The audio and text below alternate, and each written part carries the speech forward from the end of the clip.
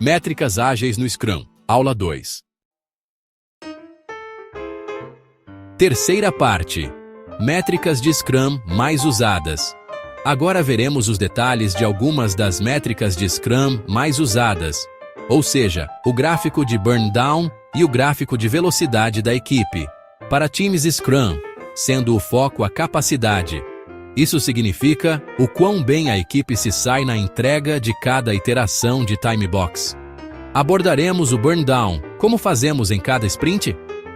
Velocidade da equipe, como fazemos sprint após sprint, e também estimamos em termos de pontos de história, quão bem estimamos as histórias do usuário e as tarefas.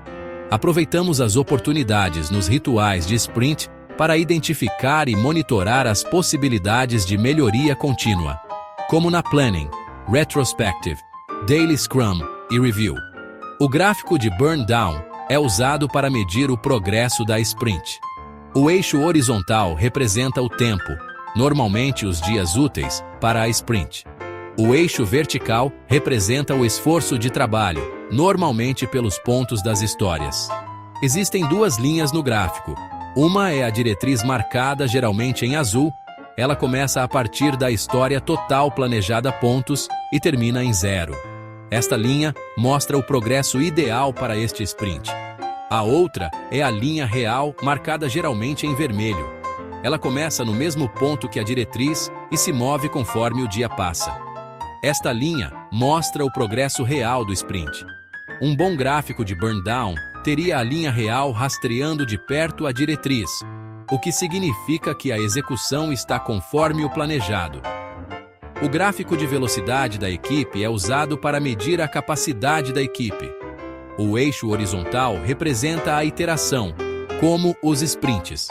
O eixo vertical representa o esforço de trabalho, normalmente por pontos de história. Para cada sprint, há duas linhas apresentadas. Uma linha mostra o trabalho comprometido marcado em azul, e, em outras palavras, o trabalho planejado para aquele sprint.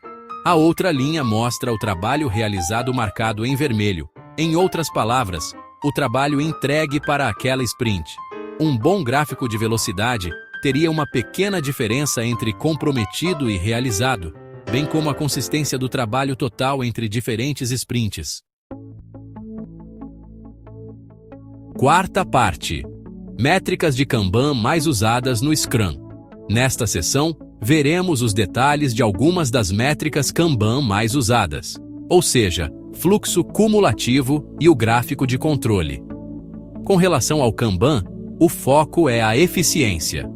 Por exemplo, a rapidez com que a equipe produz cada item.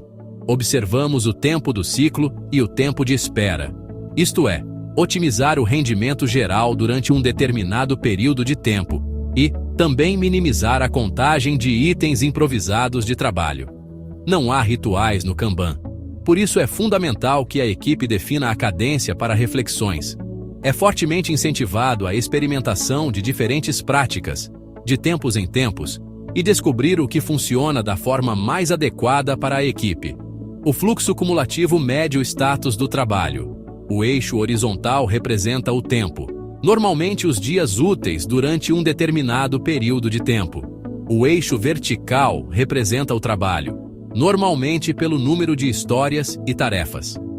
É uma foto de qualquer momento, como se apresenta a divisão do trabalho, correspondendo às 3 faixas no quadro do Scrum, ou seja, a fazer, em andamento e concluído.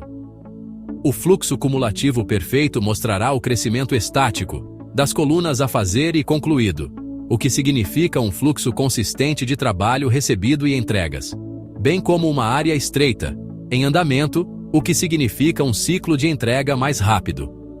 O gráfico de controle mede o tempo do ciclo. O eixo horizontal representa o tempo, normalmente os dias úteis para o período e sua medição. O eixo vertical representa os tempos decorridos para resolver o ticket, normalmente por dias ou horas. No gráfico, cada ponto marcado em vermelho aqui mostra o tempo decorrido para um ticket. A linha média, marcada em laranja, mostra a tendência do tempo médio decorrido para os tickets. E a linha média contínua marcada em azul mostra os detalhes mais granulares no tempo decorrido em que está a tendência. Pode usar qualquer janela contínua, como 3 dias, 5 dias, 7 dias, a nossa escolha. O gráfico de controle perfeito mostrará uma linha de tendência descendente, o que significa que a eficiência média de entrega está aumentando e uma curva estreita nas tarefas de tempo decorrido. E a média contínua, o que significa que o desempenho é estático. Até a próxima aula.